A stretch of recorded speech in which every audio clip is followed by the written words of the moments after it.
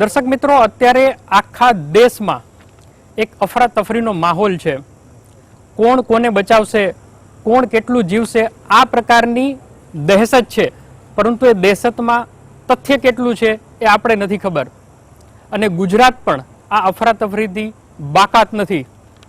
છેલ્લા 15 દિવસથી ગુજરાતની એવી સ્થિતિ છે કે દરેક ઘરની બારે એક સાયરન સંભળાય છે અને એ સાયરન હોય છે એમ્બ્યુલન્સનું. કોઈ પણ હોસ્પિટલ હોય છે તો એ હોસ્પિટલ પણ હાઉસફુલ હોય છે.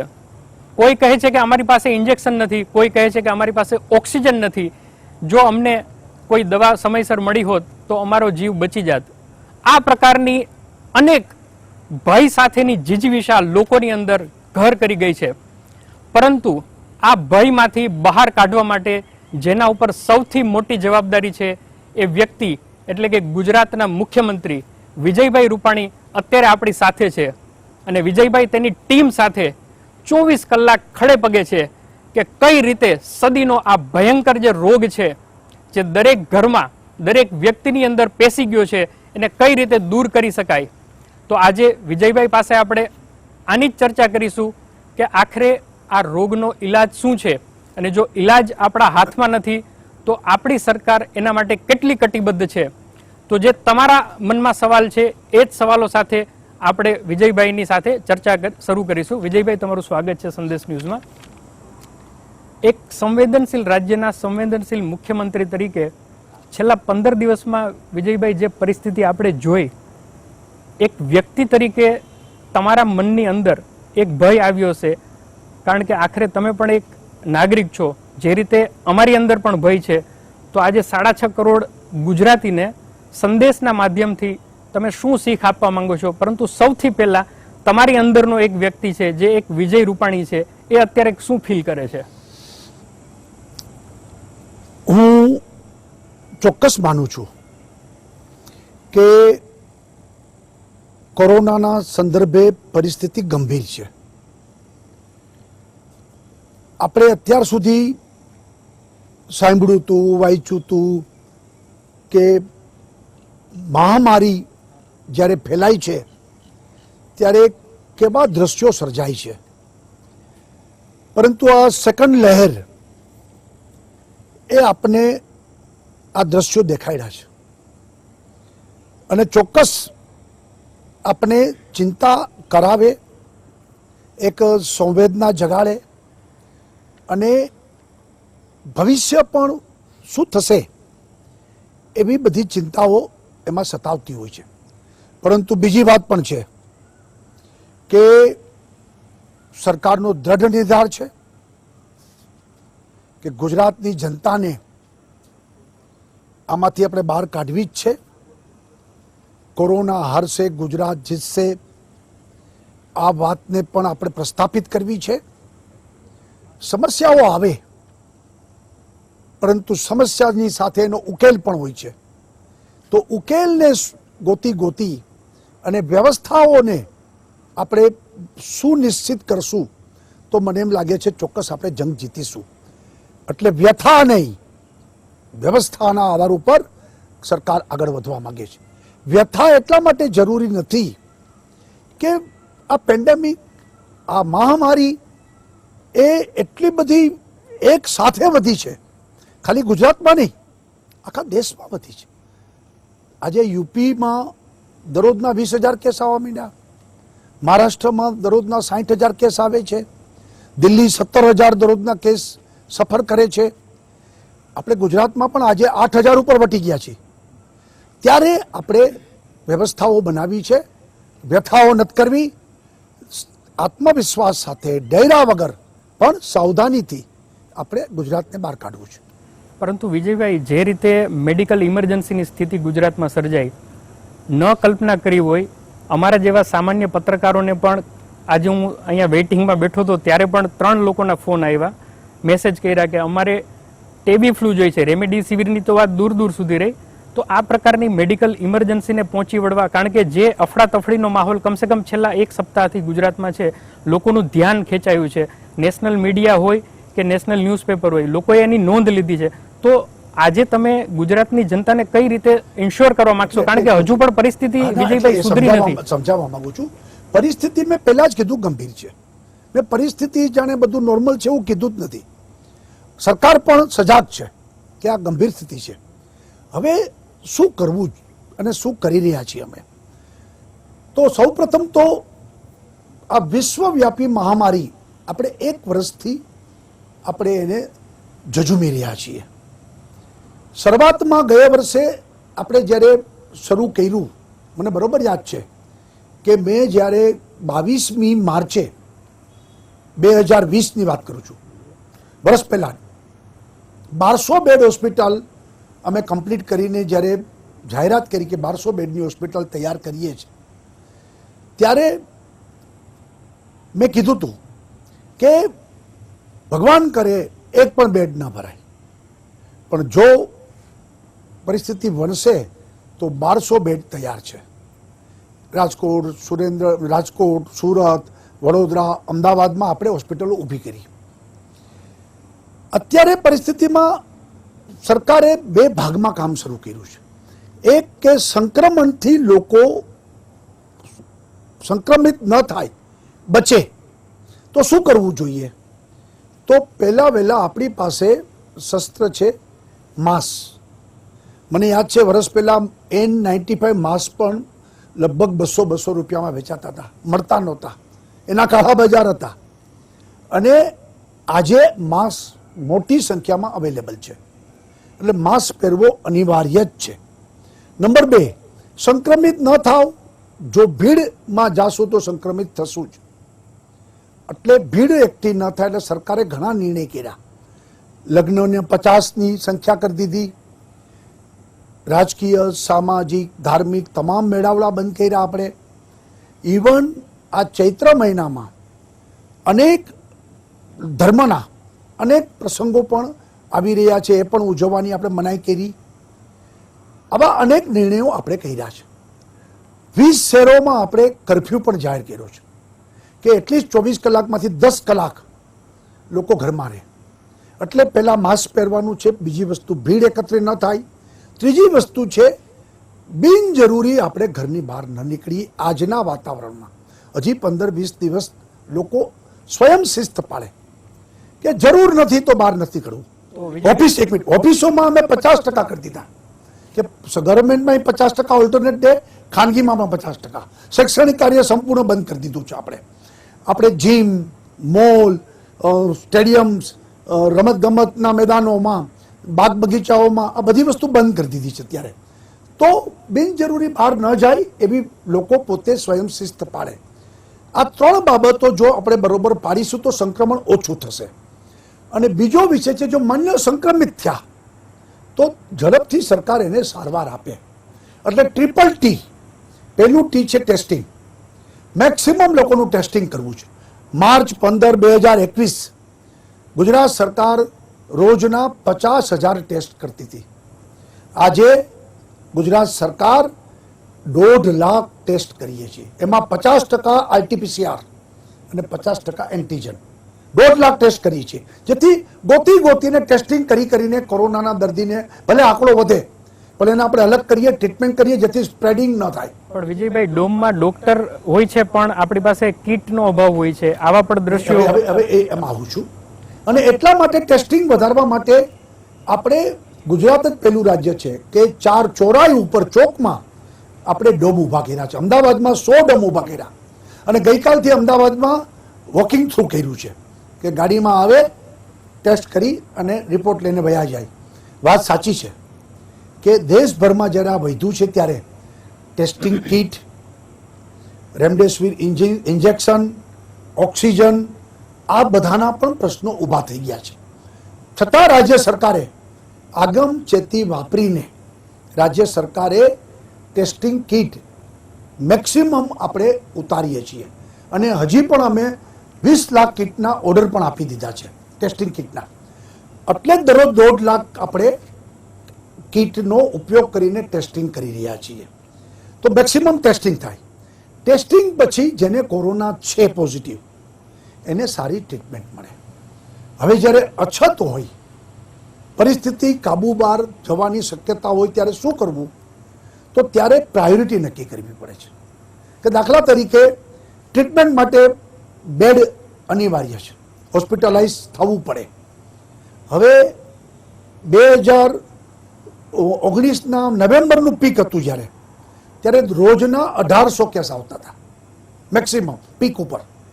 આજે આપણે 8000 ઉપર વટી ગયા છીએ. એટલે ડિફરન્સ તમે ગણી લો, 4 ગણો છે કેસનો ભરાવો. સરકારે બેડ મોટી સંખ્યામાં વધાર્યા, હોસ્પિટલો વધારી. 15 માર્ચ 2021 આપણી પાસે 41,000 બેડ હતા. છેલ્લા 20 દિવસમાં સરકારના આરોગ્ય વિભાગે તનતોડ મહેનત કરીને આજે 71,000 બેડ આપણે કરી દીધા છે. છતાં બેડ ફૂલ છે, લોકોને બેડ મેળવવા મુશ્કેલ છે. એટલે આવનારા 8 દિવસમાં બીજા 8,000 બેડ વધારવા એનું પ્લાનિંગ ચાલે. દાખલા તરીકે અમદાવાદમાં GMDC ગ્રાઉન્ડ અને આપણું દ્રષ્ટિથી યુનિવર્સિટી કન્વેન્શન હોલ, DRDO સાથે વાત કરીને 1400 બેડની આખી હોસ્પિટલ 24મી તારીખે શરૂ થઈ જશે. રાજકોટમાં સૌરાષ્ટ્ર યુનિવર્સિટી દ્વારા 600 બેડની હોસ્પિટલ યુનિવર્સિટી કેમ્પસમાં નવી ઊભી થાય છે. એમ આપણે 8,000 બેડ આખા ગુજરાતમાં અલગ અલગ લોકોનો સહયોગ લઈ અને આપણે બેડ વધારી છીએ. પણ હવે પ્રાયોરિટી નક્કી કરવી પડે કે જે એસિમ્પ્ટોમેટિક છે, માઇલ્ડ છે, એ ICMR પણ આપણે છૂટ આપી છે, ઘરે એ પોતે સારવાર લે. એમાં દવાઓ જોઈ છે, ઝીંક, વિટામિન C, પેરાસિટામોલ, અને એને બહુ ગળામાં તકલીફ હોય તો એરિથ્રોસિન. આ 4 ટીકડી એમને આપવામાં આવે. એ સિવાય કંઈ નવું કંઈ હોતું નથી. અને 8 દિવસ પછી ફરીવાર ટેસ્ટ કરાવે અને નેગેટિવ મોટા ભાગે થઈ જાય છે. પણ જેને શ્વાસની તકલીફ છે, જે કોમોર્બિડ છે, જેને ગંભીર બીમારી પણ છે, અને જે લોકો 60-65 વર્ષથી મોટી ઉંમર છે, એના માટે પહેલા બેડ. સોરી વિજયભાઈ, રોકવા માંગીશ, યુવાનોને પણ થાય છે. સુરતમાં એક બાળકનું પણ અવસાન થયું છે. અને સૌથી વધારે વિજયભાઈ લોકો આતુરતાથી જેની રાહ જોવે છે રેમડેસિવિર ઇન્જેક્શન. એની વાત આવું છું, પણ એક મિનિટ બેડમાં કહું કે પ્રાયોરિટી. હવે એમાં યુવાન કે મોટી ઉંમર મેં શબ્દ નથી વાપર્યો. કેસમાં માઇલ્ડ અને એસિમ્પ્ટોમેટિક છે, પછી ગમે તે ઉંમરનો હોય તો ઘરે ટ્રીટમેન્ટ કરે. યુવાન છે અને એને શ્વાસની તકલીફ શરૂ થઈ ગઈ તો ચોક્કસ એને હોસ્પિટલમાં બેડ મળવો જોઈએ અને એને ઓક્સિજન આપણે આપવો જ જોઈએ. એટલે બેડમાં પ્રાયોરિટી આપણે આવા દર્દીને આપવાની રહેશે. એટલે જ જે રીતે 104, સંજીવની રથ, ધન્વંતરી રથ, 108 પહેલા આનું સ્ક્રુટિની કરે છે. અમેરિકામાં આથી 5 મહિના પહેલા ટેસ્ટિંગ રિપોર્ટ એ 5 દિવસે આપતા હતા. હોસ્પિટલની તો વાત જ નહોતા કરતા. સિરિયસ પેશન્ટ જ સીધા હોસ્પિટલમાં આવે અને ટ્રીટમેન્ટ થાય. કારણ કે આપણે એ નક્કી કરવું પડશે કે આપણી પાસે જે સંસાધન છે, અછત છે, ત્યારે આપણે પ્રાયોરિટી નક્કી કરવી પડે. હવે જે તે રેમડેસિવિરની વાત કરું છું. હવે રેમડેસિવિર ઇન્જેક્શન, આ રેમડેસિવિર તમે કલ્પના કરો કે 3 મહિનાની એની એક્સપાયરી ડેટ હોય છે. એટલા બધા કેસ વૈધા. મને બરોબર યાદ છે કે જાન્યુઆરીમાં માત્ર 10,000 ઇન્જેક્શનનો ઉપયોગ થયો હતો આખા ગુજરાતમાં. ફેબ્રુઆરીમાં વધીને 40,000 ઇન્જેક્શનનો ઉપયોગ થયો. માર્ચમાં વધીને 1 લાખ ઇન્જેક્શન, 1,10,000ની આસપાસ ઉપયોગ થયો. એપ્રિલમાં અમે લોકોએ ખાલી 15 દિવસમાં જ 4 લાખ રેમડેસિવિર ઇન્જેક્શન લોકોને આપ્યા ગુજરાતમાં. ગુજરાતની વાત કરું છું. 4 લાખ આપ્યા. એનો મતલબ 15 દિવસમાં કેટલો બધો ઉપયોગ વધી ગયો. કેસ વૈધા એટલે ઉપયોગ વધી ગયો, સ્વાભાવિક છે. અને આ ઇન્જેક્શન ઉપયોગી છે. હવે સ્થિતિ એ છે કે ભારતમાં 7 જ કંપની બનાવે છે. 7 જ કંપની બનાવે છે ત્યારે એની આખા દેશમાં માંગ છે. ત્યારે ગુજરાત સરકારે 3 લાખનો ઓર્ડર વહેલો આપી દીધો. એને કારણે આજે આપણે સપ્લાય ચાલુ છે. આસામથી માંડી મુંબઈથી લઈને આપણે ચારેય તરફથી ઇન્જેક્શન કલેક્ટ કરતા ગયા. એને કારણે દરરોજ આપણા હાથમાં 20,000 ઇન્જેક્શન મિનિમમ આપણા હાથમાં આવે છે અને આપણે નીચે ડિસ્ટ્રીબ્યુટ કરીએ છીએ. હવે એમાંય પ્રાયોરિટી નક્કી કરવી પડે કે કોને આપવું. તો એમાં ફર્સ્ટ પ્રાયોરિટી ગવર્મેન્ટ હોસ્પિટલને અમે પહેલી પ્રાયોરિટી આપી છે કારણ કે ત્યાં ગરીબ પેશન્ટ દાખલ થાય છે સિવિલ હોસ્પિટલમાં, ત્યાં આગળ કેસ સિરિયસ પણ હોય છે, આપણે એને પહેલી પ્રાયોરિટી આપી છે.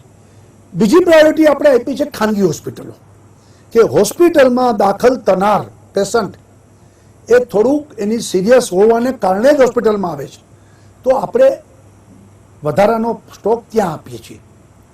આજે હું દાવા સાથે કહીશ કે ગુજરાતની તમામ કોવિડ હોસ્પિટલ, સરકારી કે ખાનગી, અમે ઇન્જેક્શન પૂરા પાડીએ છીએ. કોઈ જગ્યાએ ઇન્જેક્શનને કારણે હોસ્પિટલમાં કામ અટકું નથી. પરંતુ વિજયભાઈ 25,000 ઇન્જેક્શન ઉત્તર પ્રદેશમાં પહોંચી ગયા અને આપણા માટે 20,000, તો એક રાજ્ય સરકાર તરીકે તમે નિયંત્રણ લાવી શકો છો કે 60-40 નો રેશિયો કે 50-50? એવું નથી. આમાં શું છે તમને કહું કે પહેલા તો કોઈ રાજ્યની આ નિર્ણય નથી, આ ભારત સરકારનો લોઝ લાગુ પડે છે. આમાં રેમડેસિવિર ઇન્જેક્શન દરેક કંપની બનાવે છે, દરેક સરકાર એના ટેન્ડર બહાર પાડે છે અને દરેક કંપનીઓ ટેન્ડર ભરતી હોય છે.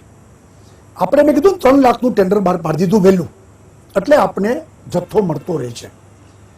એટલે ઉત્તર પ્રદેશની સરકાર હોય કે રાજસ્થાનની સરકાર હોય કે બોમ્બે પણ એને રેમડેસિવિર આપે જ છે. અલગ અલગ જે પ્રોડ્યુસર છે એ એને ઇન્જેક્શન મોકલે છે. આપણી જે અત્યારે 20,000નું જે આપણે કમિટમેન્ટ છે ટેન્ડર મુજબ, એમાંથી એક ઇન્જેક્શન આપણું ઓછું નથી થતું. પછી કોઈ કંપની કોઈને બીજાને આપે એ એનો વિષય છે. જેમ એક્સપોર્ટ થતું હતું અને તમને કહો ભારત સરકારે એક્સપોર્ટનો બંધ કરાવ્યું, તો જે કન્ટેનરમાં ઇન્જેક્શન હતા એ પાછા આવ્યા. એટલે ખાલી ગુજરાત નહીં, વિદેશમાં પણ ઇન્જેક્શન જતા હતા અને એનો વેપારની કન્ટેનરના જથ્થામાંથી હવે બધા એટલે કહું છું, એટલે હવે આવશે અને દરેક ઉત્પાદકો પણ હવે કેપેસિટી વધારે છે ઇન્જેક્શનની. એટલે આવનારા 5-7 દિવસ પછી ચોક્કસ ફ્લો વધશે અને આ કોઈ સમસ્યા રહેશે નહીં. બીજી વસ્તુ એ છે કે ઇન્જેક્શન પણ રાતોરાત બનતા નથી. માની લો કે આજે એક કંપની નક્કી કરે ઇન્જેક્શન બનાવવું છે, તો એની સ્ટાર્ટિંગથી માંડી રો મટીરિયલથી માંડીને એ ઇન્જેક્શન કમ્પ્લીટ થતા અને આવતા 20 દિવસ લાગે છે, એ આખી ચેઇન પૂરી કરતા. એટલે બધાએ ચાલુ કરી દીધું છે. થોડાક દિવસોમાં જ આખો પ્રશ્ન સોલ્વ થઈ જવાનો છે. પણ ગુજરાતમાં એક પણ હોસ્પિટલમાં રહેલું પેશન્ટ જેને ઇન્જેક્શનની આવશ્યકતા છે, સરકાર એને આપી રહ્યું છે, એમાં ક્યાંય ખાંચો નહીં પડે. વિજયભાઈ, રેમડેસિવિરની જ વાત કરીએ તો તમે ખુદ રાજકોટમાં જ્યારે કીધેલું પત્રકારો સમક્ષ કે હાથોહાથ હવે ઇન્જેક્શન કોઈને આપવાના નથી, અને બીજે જ દિવસે CR પાટીલે સુરતમાં 5,000 ઇન્જેક્શન વેચ્યા અને આખા દેશમાં એક ચર્ચાનો વિષય થઈ ગયો, તો સત્તાના 2 કેન્દ્રો હોવાની વાત તમે માનો છો? અને આ મુદ્દો તો હવે ગુજરાત હાઈકોર્ટના ફરિયાદના રૂપમાં પહોંચી ગયો. જો CR પાટીલે એક સેવાના ભાવનાથી આ વસ્તુ કરેલી છે. CR પાટીલે એમ લાગ્યું કે ભાઈ હું એ મહેનત કરું, દેશભરમાંથી જ્યાંથી એના સોર્સિસમાંથી એમને કલેક્શન કર્યું. CR પાટીલે ચોક્કસ એ ઇન્જેક્શનનો સ્ટોક કરીને સંગ્રહ કર્યો હોત, લોકોને ના આપ્યા હોત તો ખોટું કર્યું કહેવાય. CR પાટીલે એના કાળા બજાર કર્યા હોત તો ખોટું કહેવાય. ઉલટાનું એને ફ્રી ઓફ આપ્યા છે અને જેવા આવ્યા ને બીજે દિવસે એને આપ્યા છે. એટલે સંગ્રહ પણ નથી કર્યો, લોકોની જરૂરિયાત મુજબ એને વેચ્યા છે.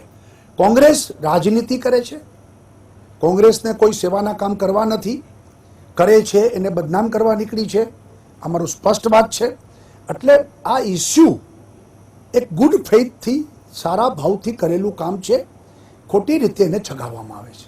પરંતુ સરકારને સોંપી દીધા હોત 5,000 ઇન્જેક્શન કે સરકાર શ્રી તમે વેચો, આજે આપણું અવડું મોટું તંત્ર છે, વાઇબ્રન્ટ તંત્ર છે, તો છતાં પણ એ વ્યક્તિગત રીતે આપે, એની સામે ચલો કોંગ્રેસને ભૂલી જઈએ કે એને રાજનીતિ કરવી હશે, પરંતુ લોકોમાં પણ વિજયભાઈ રોષ તો જોવા મળ્યો છે આ બાબતે. કહું છું ને કે એ રીતે ખોટી રીતે પ્રશ્નને જોવાય છે.